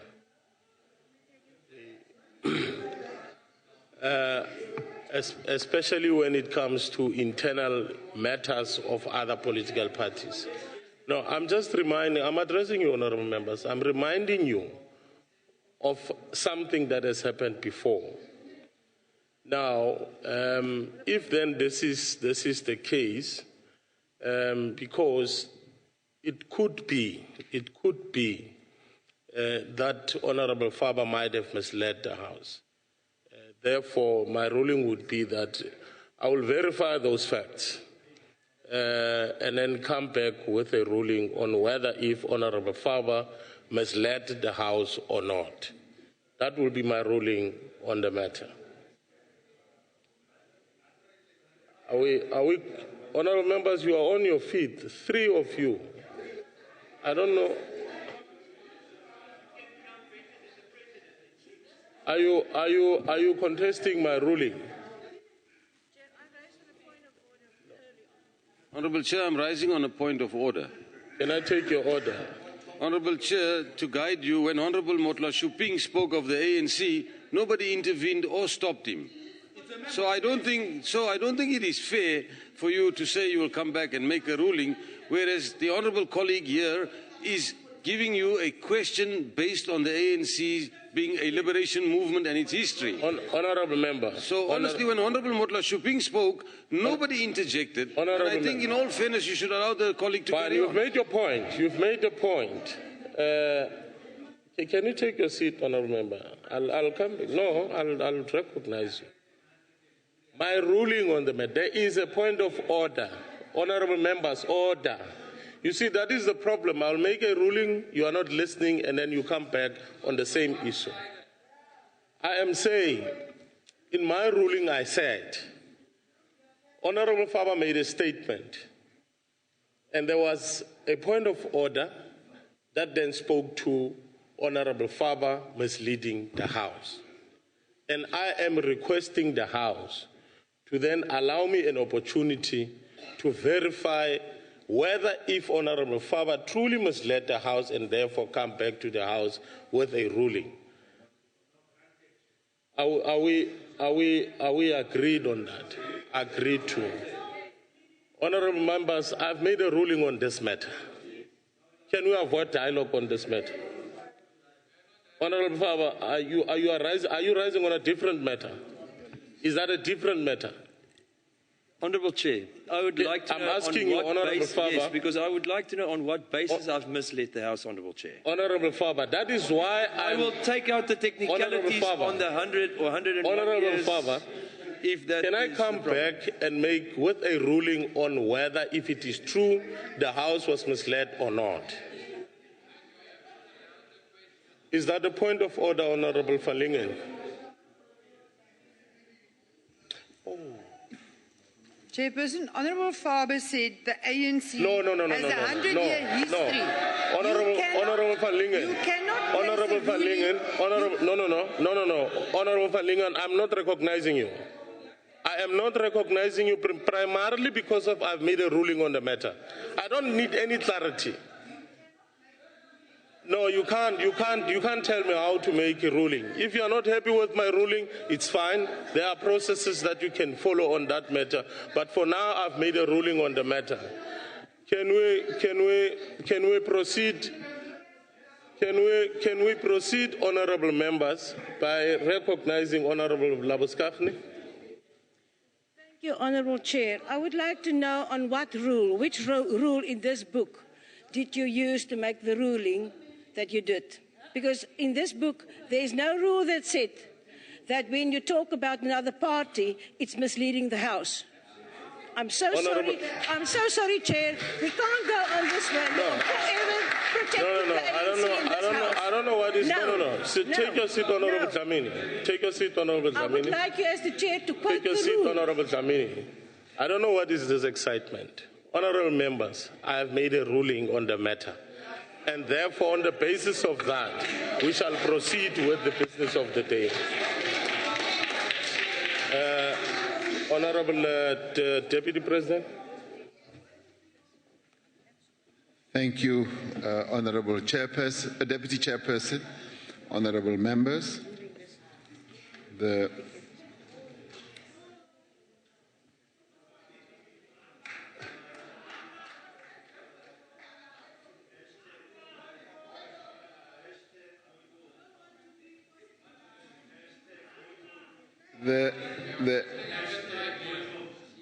whenever our government interacts with a number of other countries on the continent, it does so without any bias, any favor, and without violating any diplomatic rules.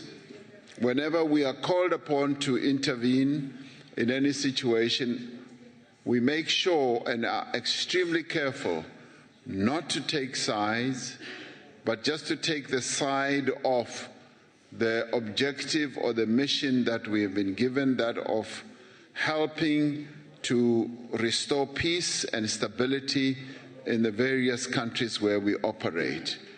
So when South Africans are sent to whatever nation, be they diplomats, be they soldiers, be they peacekeepers, or in whatever form, the standard way of behavior and deportment is that we should, at all times, never be biased towards any political orientation, but be biased towards peace and stability. That's what we do. And that's why South Africa is often called upon to make a contribution in peacemaking processes right throughout the continent. And that is what we are respected for.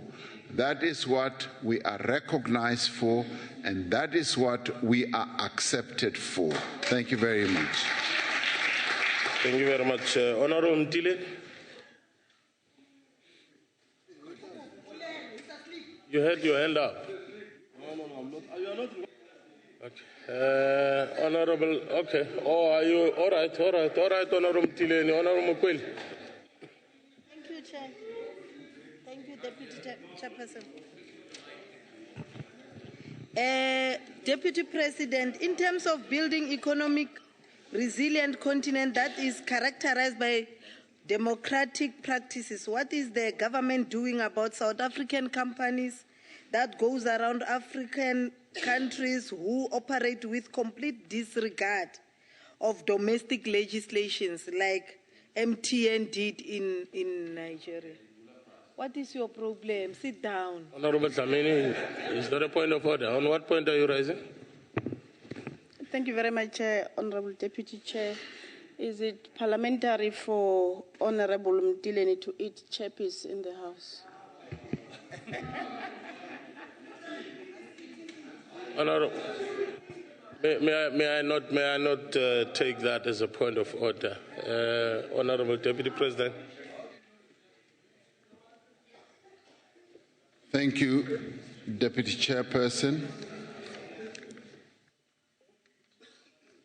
for that question. We as a country have made sure that we published a code of ethics and business behavior that we would like South African-born companies as they operate in other countries, and particularly on the African continent, to adhere to.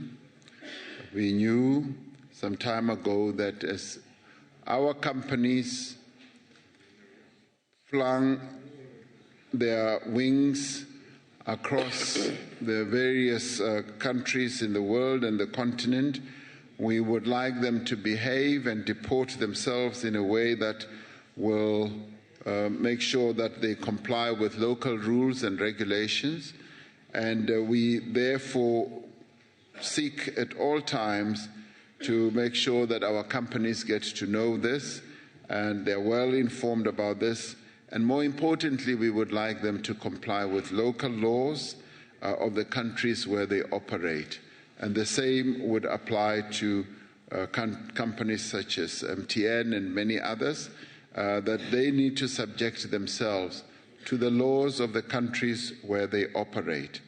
And if they violate those laws, they should know that, like any other country, the country will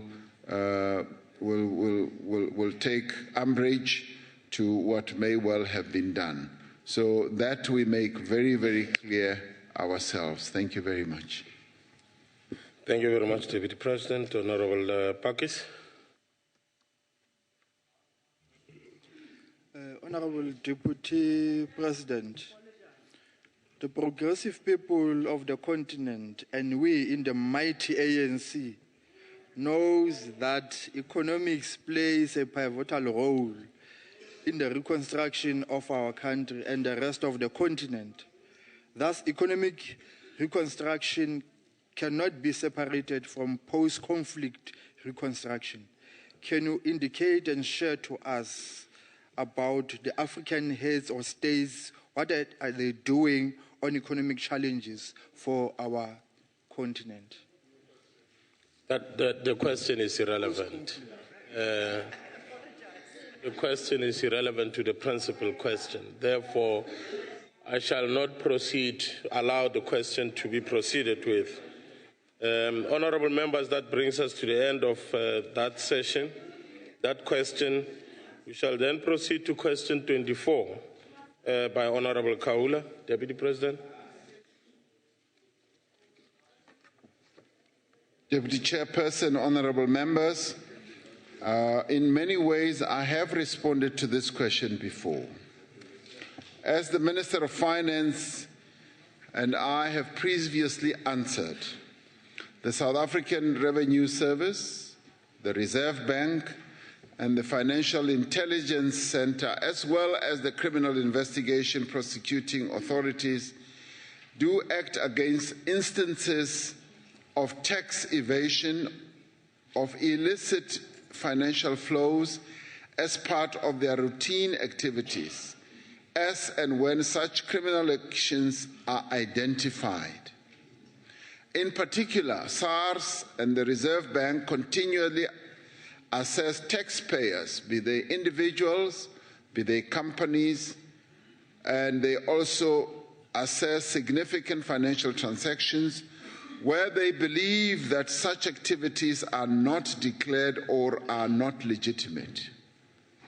Tax evasion is illegal and entails acts of fraud such as non-disclosure, under-declaration, overstating deductions, and fictitious entities committing VAT fraud. These acts are criminal acts and lead to criminal prosecution. South Africa continues to act against tax evasion and has also strengthened its ability to counter tax avoidance practices, which are in most cases not illegal at face value. Some of these include practices like base erosion and profit shifting. This is one of the issues taken up by the Tax Review Committee, chaired by Judge Dennis Davis, which was established to evaluate South Africa's tax system against internationally accepted tax trends, principles, and practices, and to improve tax compliance. It has produced an initial report on base erosion and profit shifting. South Africa will continue to play a role in international efforts through structures like the OECD and the G20 to tackle the various forms of tax avoidance. On the matter of financial flows, these are necessary for economic growth, to facilitate investment and support trade and our export sectors. The Reserve Bank itself monitors outflows and inflows through the administration of exchange controls in terms of a delegation by the Minister of Finance. To the extent that the Reserve Bank and Financial Intelligence Center identifies any criminal violation, they report such activities to the prosecuting authorities over and above any administrative action they may take. The Reserve Bank and SARS work closely together to monitor capital flow movements. Applications for cross-border transactions often require tax clearance by SARS to ensure that tax risks are being reduced. Ongoing interaction between the two means that attempts to move capital offshore for tax reasons are reduced. South Africa has firm and effective measures in place to counter tax evasion, tax avoidance, and illicit financial outflows, and it is continually working to strengthen them. I thank you. Thank you very much, Honourable Deputy President. Honourable Kaula. Thank you, Honourable Deputy Chairperson. Honourable Deputy President, thanks for the response. I think we agree with each other on most of the issues you have raised. In that, at face value, these activities may appear not to be illegal. My issue here is the issue of moral obligation. What is the position of South Africa in respect of the moral obligation pertaining to these activities where profits are shifted with an intention of tax evasion, which may technically not be illegal, but morally wrong? And an issue attached to that is an issue, again, of leading by example. There is a significance period with respect specifically to MTN, a specific period which is 2001 to 2013, where these activities have been happening. Profit shifting to Dubai, profit shifting to Mauritius. And that is very significant, sir, as you'll agree with me. Leading by example. Can we hold on to that with our leaders in the country? Deputy President. Thank you. Indeed, I mean, there is the issue of illegality as well as legality.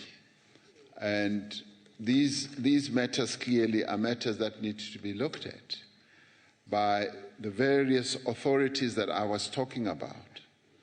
And if fault is found, then action should be taken.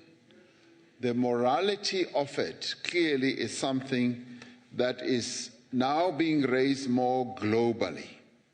It is not only here that it is being raised in a number of countries at the AU level as well as the European level, where examinations are beginning to happen about issues of morality when it comes to taxation. And the various measures and structures that are put in place to give effect to those types of practices. Now, I'm not able to answer for any specific company, but what I would be able to say is that where there is real fault and criminal activity, it should be investigated and action should be taken. And the issue of the morality of it all is clearly an issue which needs to be discussed more broadly so that there can be a clear, conscious decision of how we deal with these matters and how everybody deals with these matters going forward. Thank you very much. Thank you. Honourable Throlip. Honourable Deputy Chairperson, thank you very much. Honourable President, my question has been partly answered and asked. But let me just say that in the light of the fact that the Nigerian government has recently imposed a hefty fine on MTN, that this is not an illicit outflow but a major loss to the South African fiscus and economy, will the South African government take any action itself around the morality of this issue?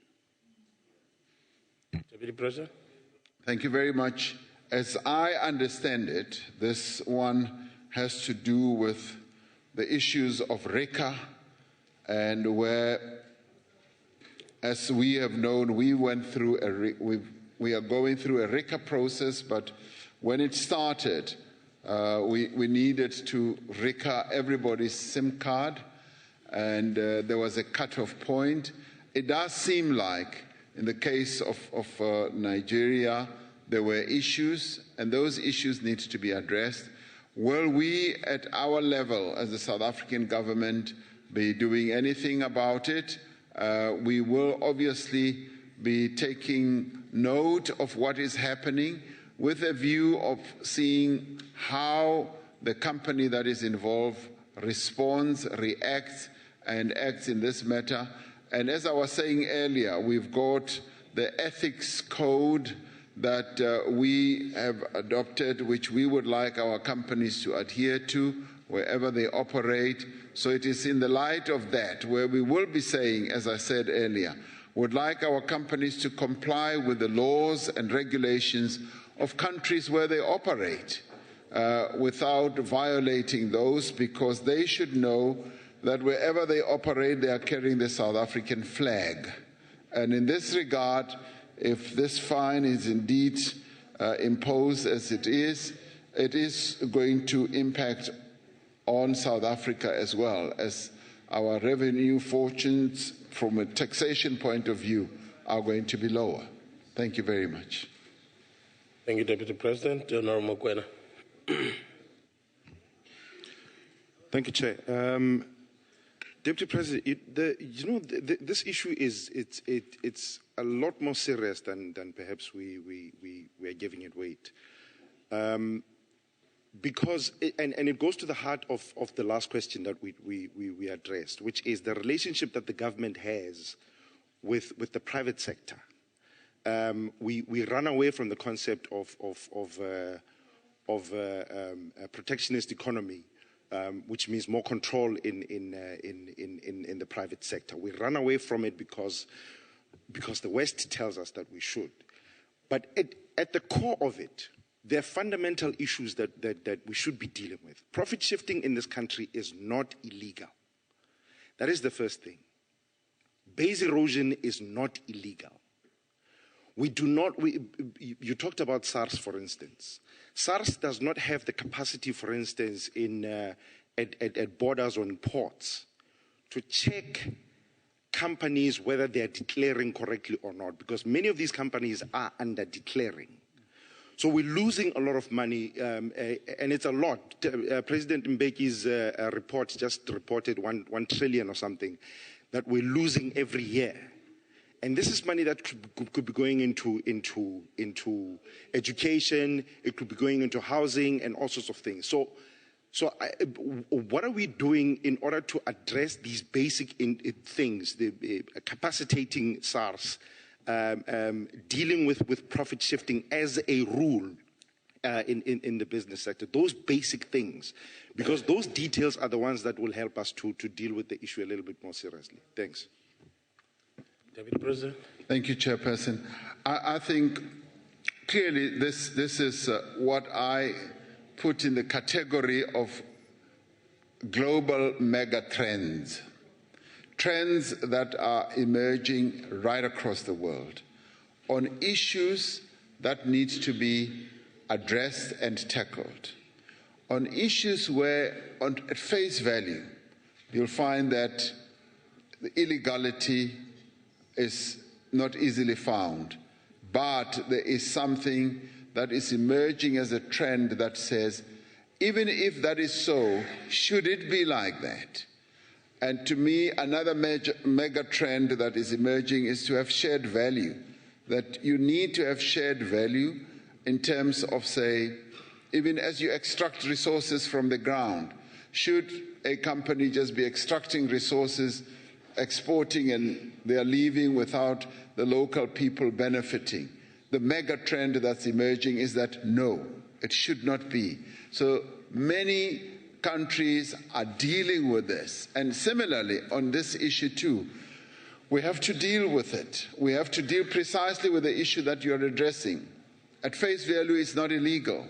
At face value, it's not even seen as tax avoidance. There's under-declaration, there are all those things that you're referring to. What should we do? Should we sit back and do nothing? Should we sit up and do something about it and look at it in an introspective way?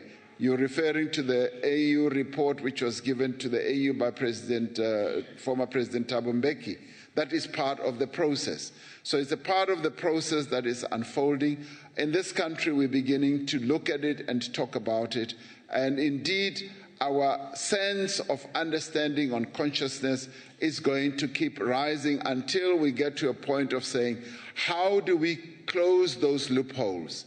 How do we, for instance, make sure that our border, SARS or customs people are wide awake so that there's no under-declaration of containers as they come in? Because sometimes containers are said that this container has, toilet paper, and yet when you look at it closely, it's got electronics. How do you then jack yourself up and your systems to make sure that you do find a clever and more effective way of dealing with these matters so that you don't have money sifting through your fingers and you don't have leakage, so that you are able to collect as much tax as you possibly can.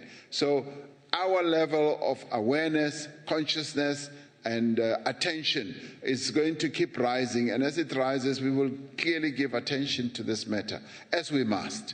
Thank you very much. Thank you very much, Deputy President. Honourable Ntebe will be the last. Thank you, Deputy Chair. Deputy President, you are right that during the course of the better part of last year, you were in the same podium answering to the same question. You also did in the National Assembly. And I want to quote you, that you said, in fact, tax erosion is a crime. It's not only a crime against the state, it's a crime against our people, our ordinary people. It's a practice that we discourage as government, but we would also want to root it from our body politics. Is this government, the collective leadership leading this government, still committed to that? Deputy President.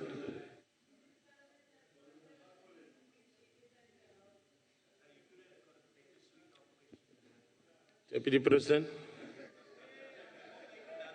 I'm a lucky guy.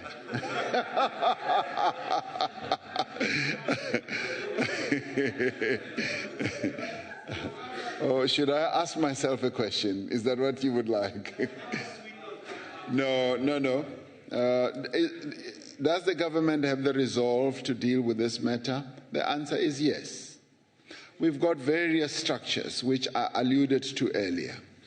We've got structures that are wide awake, structures that are effective, and as I said, as we all raise our gaze and our attention on this matter, we will find that we can find solutions. The resolve is there, and we will act in a way that advances the interests of our people. And where there have been lapses, as at times there are lapses which we must admit, where there have been lapses, we will correct those and make sure that we put the interests of our people ahead of any other interests. That is something that we are committed to as a government, and that I can assure you we will do. Thank you very much. Thank you very much, Deputy President. Honourable members, may I take the opportunity then to thank the Deputy President for having availed himself to take questions in the House. That brings us to the end of the question sessions to the Deputy President. Thank you very much, Deputy. Thank you. Well, good afternoon. Those were live proceedings from Parliament sitting in the NCOP, where Deputy President Cyril Ramaphosa was responding to oral questions on a number of current challenges that are gripping the country. Now, here's what came out. The Deputy President began by giving the MPs a list of initiatives that government is engaging in order to make sure things like youth entrepreneurial programs that will help sustain the country's future are given top priority. Now, most MPs ask questions on university fees, crime crisis. And this is what the Deputy President said. He said that the higher education sector has to find ways to deal with the current problems on student funding. He said that at the recent student summit, these were some of the solutions that were suggested. One, varsities should be more open and transparent about their fees. The NSFAS must be strengthened to fund more poor and deserving students. The private sector must work together to increase funding that is currently allocated to varsities. Student funding models must be re-evaluated in order to ensure that free quality education is a reality in the near future. He also commended students for making this a national issue in a mostly peaceful manner. He also said that as government, they have to look at everything concerning universities, and then they can start addressing the issues as a holistic operation.